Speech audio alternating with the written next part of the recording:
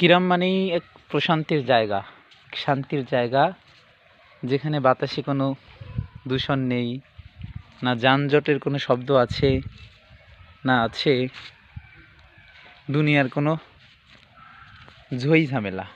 সব মিলিয়ে গ্রাম হলো একটি সৌন্দর্যের কেন্দ্রবিন্দু। দেখেন, এটা হলো আমাদের সৌন্দর্য, এটা হলো গ্রামের সৌন্দর্য। আর এখানের বাতাসও খুব ঠান্ডা বাতাস, যে বাতাস কি হৃদয়ে জুড়িয়ে নেয়, শান্তির বাতাস।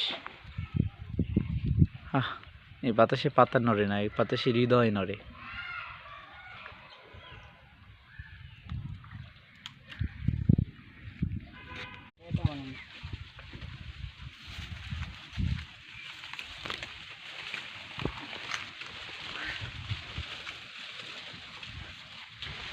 পারিস?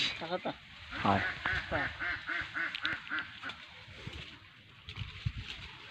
এটা